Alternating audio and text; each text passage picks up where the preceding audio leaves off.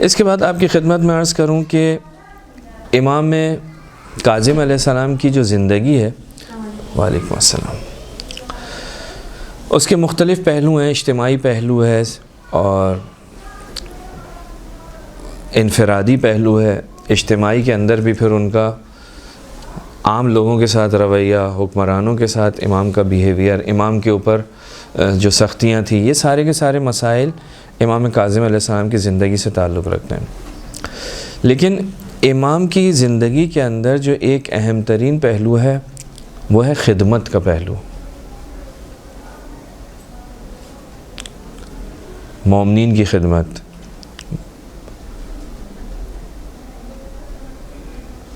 لوگوں کی خدمت، انسانوں کی خدمت۔ امام فرماتے ہیں کہ اِنَّا لِلَّهِ عِبَادًا فِي الْأَرْضِ،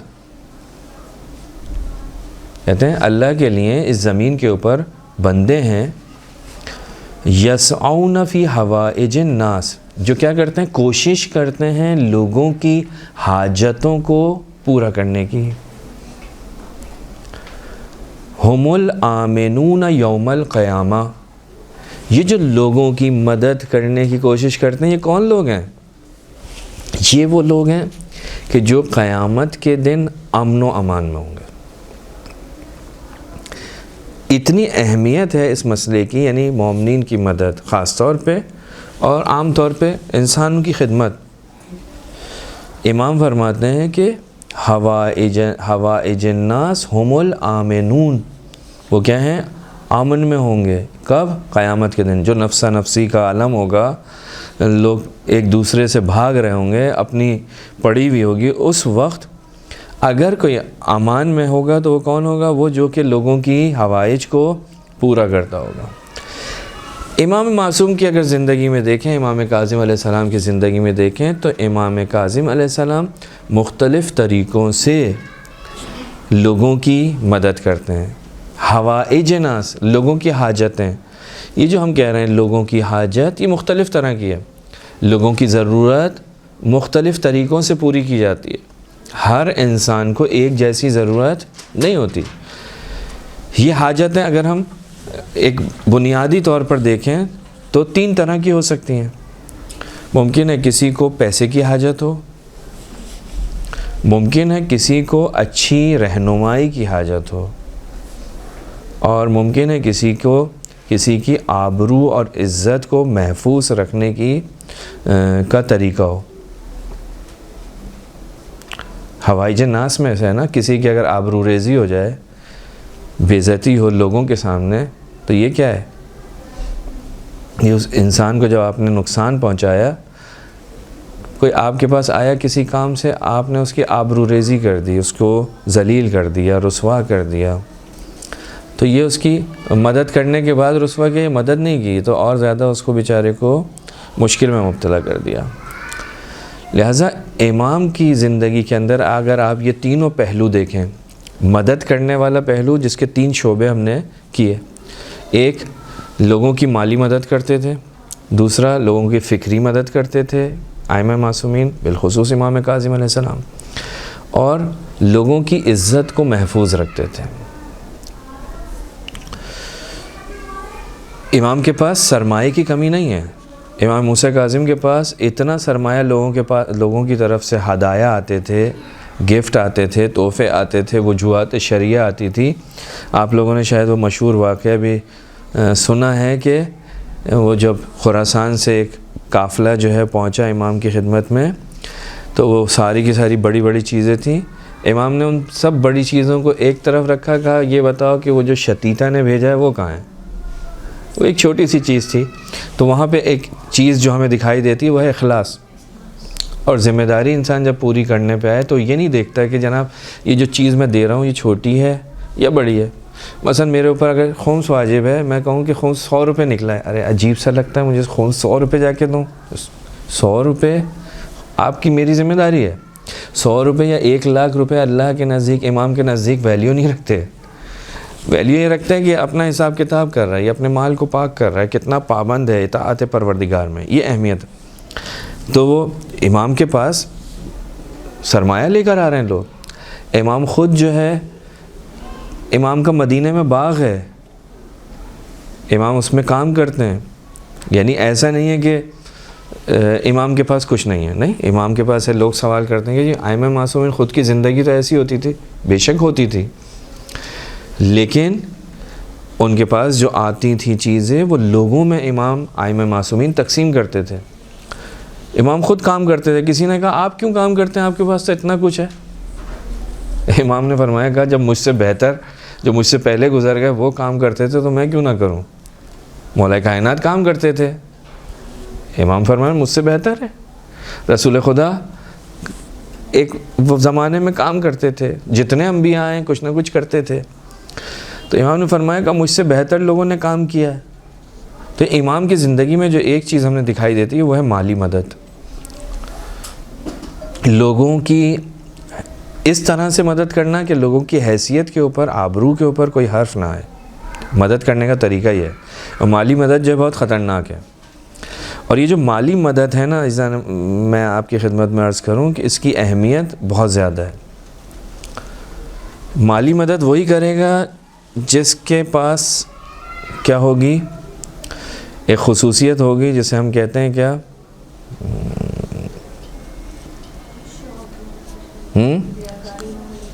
سخی ہوگا، سخی ہوگا۔ سخی کے مقابلے میں ہوتا ہے بخیل، کنجوس۔ سخی آدمی جو ہے وہ کسی کی مدد کر سکتا ہے، بخیل انسان مدد نہیں کرے گا۔ لہٰذا اور یہ جو سخی انسان ہے نا، اس کی خصوصیت یہ ہے کہ یہ سخی کے مقابلے میں جو بخیل ہے، اس کی 3 خصوصیتیں یا 3 چیزیں اس کے اندر پائی جاتی ہے۔ یہ ایک، بعید من اللہ، اللہ سے دور ہوتا ہے، بعید من الناس، لوگوں سے دور ہوتا ہے، قریب من النار، آگ کے قریب ہوتا ہے۔ بخیل انسان، بخیل انسان کی یہ 3 خصوصیات ہیں جو روایت کے اندر آئی ہے۔ اس کے مقابل میں جو سخی انسان ہے وہ اللہ کے بھی قریب ہوتا ہے، لوگوں کے بھی قریب ہوتا ہے، اور جہنم سے دور ہوتا ہے۔ وہ تو ختم ہو گیا، وہ تو وہیں ختم۔ وہ ہے نا، قرآن مجید کہتا ہے کہ اپنے صدقات کو منت کے ذریعے سے باطل مت کرو۔ آپ نے جب 4 لوگوں میں گایا یا اس کو اس طرح سے دیا کہ دنیا دیکھ رہی ہے، آپ نے منت رکھی، جب منت رکھی تو وہ ختم۔ لہذا وہ ہے روایت ہمارے پاس، ظاہراً امام جواد سے ہی ہے، اور امام کاظم بھی اس کے اندر ایڈ ہیں۔ کوئی شخص آیا تھا امام کی خدمت میں، امام سے کہا کہ میں نے آپ کے بابا سے ہی سنا تھا کہ اگر کسی کی مدد کرو تو انسان جب مومن کی مدد کرتا ہے تو خوشحال ہوتا ہے۔ کہا آج میں نے اتنے لوگوں کی مدد کی، آج میں بہت خوشحال ہوں۔ تو امام نے اس سے کہا کہ ہاں ایسا ہوتا ہے، لیکن اس شرط کے ساتھ کہ تم اپنے اس کیے کو باطل نہ کرو، منت کے ذریعے سے، آبرو ریزی کے ذریعے سے۔ تو سخی انسان جو ہے وہ لوگوں کے قریب ہوتا ہے، اللہ کے قریب ہوتا ہے، اور آتش جہنم سے دور ہوتا ہے۔ یہ سخی کوئی بھی ہو۔ حاتم طائی کے بارے میں روایت ملتی ہے کہ اس کا بیٹا جو ہے پریشان تھا، تو رسول نے کہا کہ تو مت ڈر، تیرا باپ آتش جہنم میں نہیں جائے گا۔ سخی تھا، سخی انسان کو پروردگار عالم نے طے کر لیا کہ وہ آتش جہنم کی آگ میں نہیں جلے گا۔ دوسرے عذاب ہوں گے، لیکن یہ تو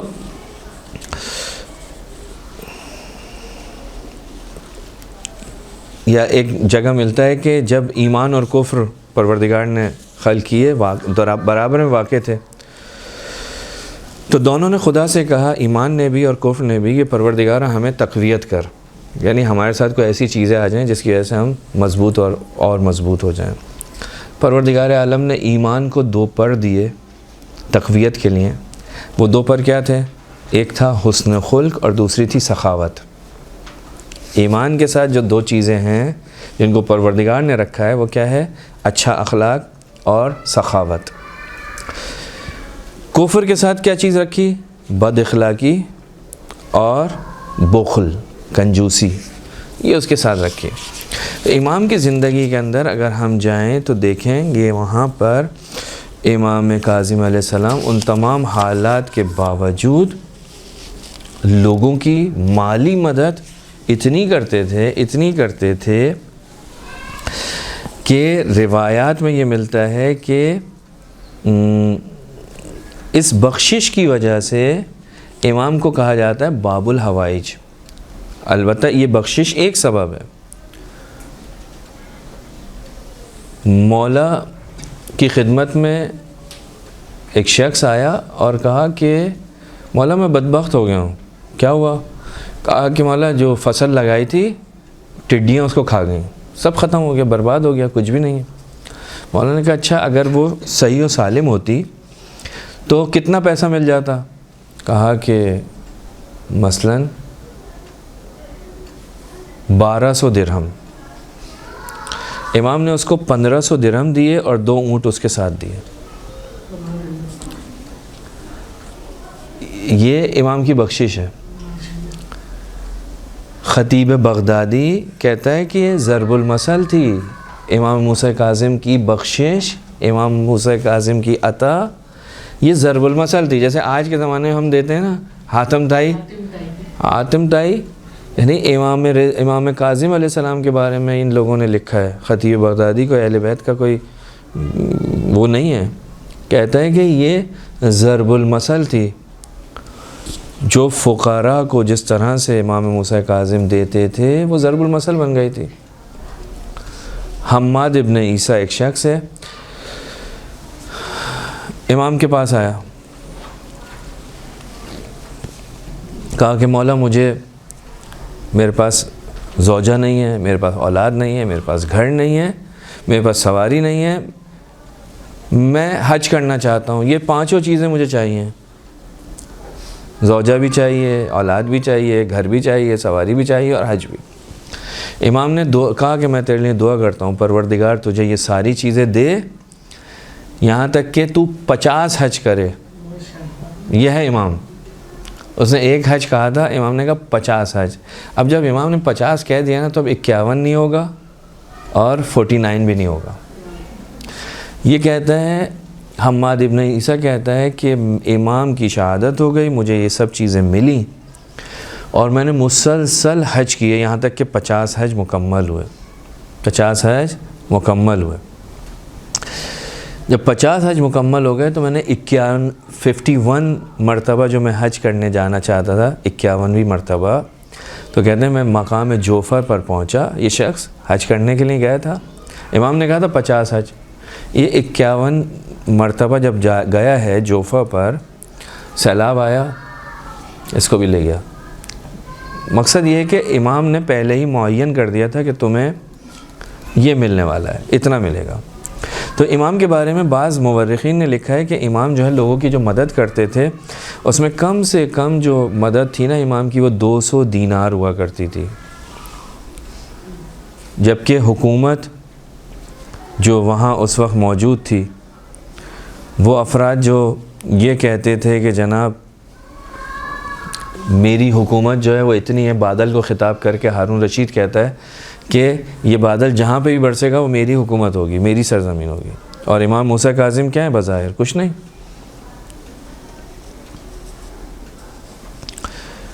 وہ 10 دینار اگر کوئی مدد کرنے کے لیے جاتا تھا تو ہارون کتنے دیتا تھا؟ 10 دینار. امام موسیٰ کاظم کم سے کم جو مدد کرتے تھے, تاریخ لکھنے والوں نے لکھا 200 دینار امام مدد کرتے تھے. لہذا لوگ سوال کرتے ہیں کہاں سے آتا ہے؟ تو ایک خلیفہ کہتا ہے, حاکم کہتا ہے, کہا کہ میرا جو وزیر ہے نا وہ رافضی ہے, یعنی وہ دیتا ہے پیسے. جبکہ یہ امام کے چاہنے والے لوگ تھے کہ جو امام کو دیا کرتے تھے. دوسری جو چیز ہے وہ ہے امام کی فکری مدد. لوگوں کو فکر دیتے تھے, یعنی کیا؟ انحرافات فکری. آج کل کے زمانے میں ہماری ذمہ داریوں میں سے ایک ذمہ داری یہی ہے.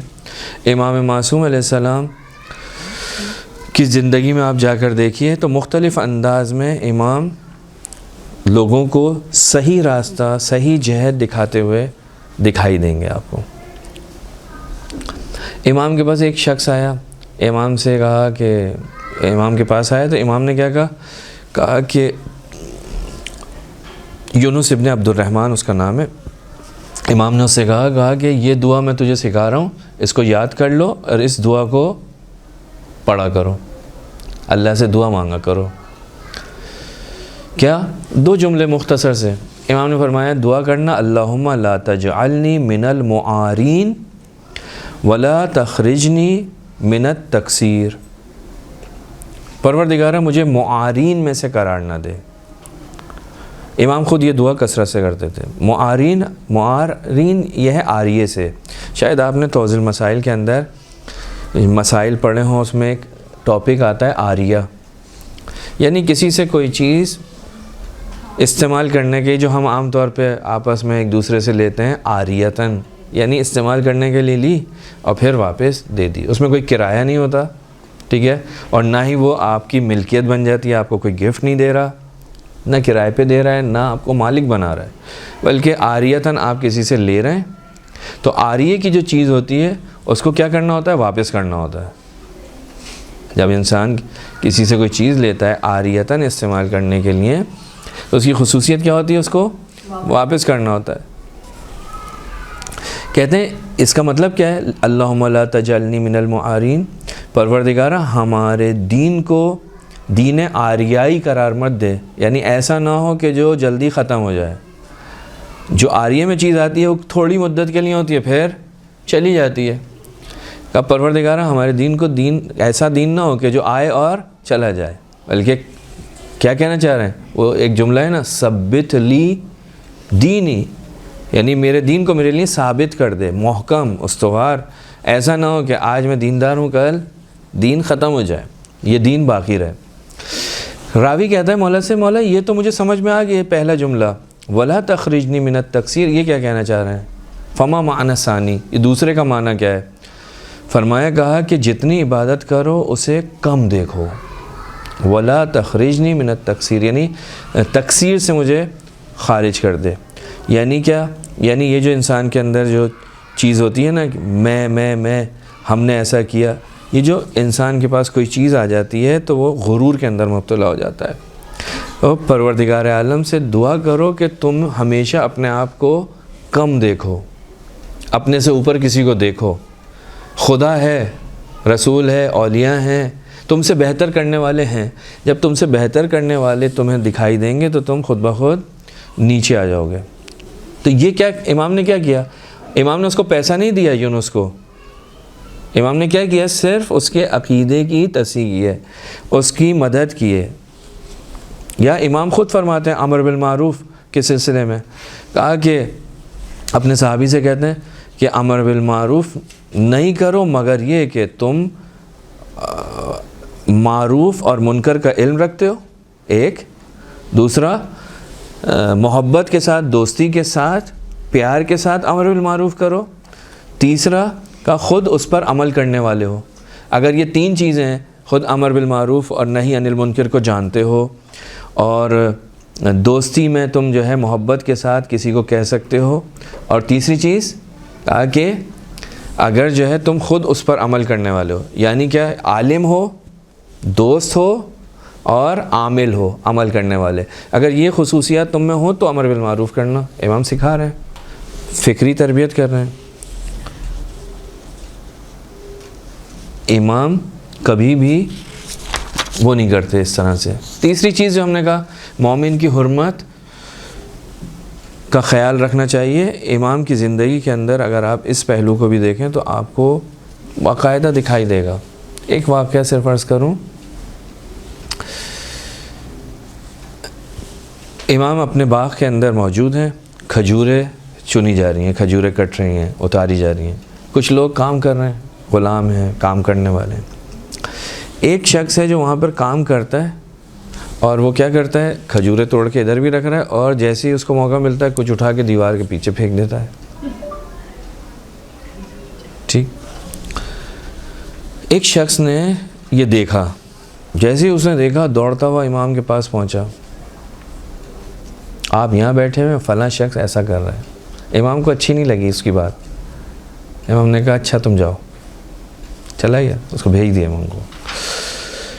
پھر امام نے اس کو غلام کو بلایا، اس شخص کو بلایا جو یہ کام کر رہا تھا۔ امام نے اسے کہا یہ بتا کہ مالی لحاظ سے تیرے حالات اچھے نہیں ہیں کیا، اس لیے تو چوری کر رہا ہے؟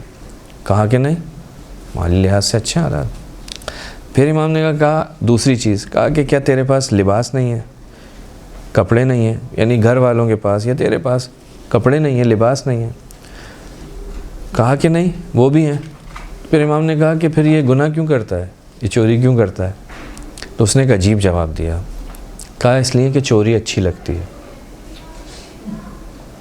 اچھی لگتی ہے، یعنی گناہ سے محبت ہے اسے، اور یہ بہت ہی خطرناک مسئلہ ہے، انسان کو گناہ سے محبت ہو جائے، یہ بہت ہی خطرناک ہے۔ گناہ انسان کی عادت بن جائے، اچھی لگنے لگے، گناہ کے عمل کو انجام دینا اچھا لگنے لگے۔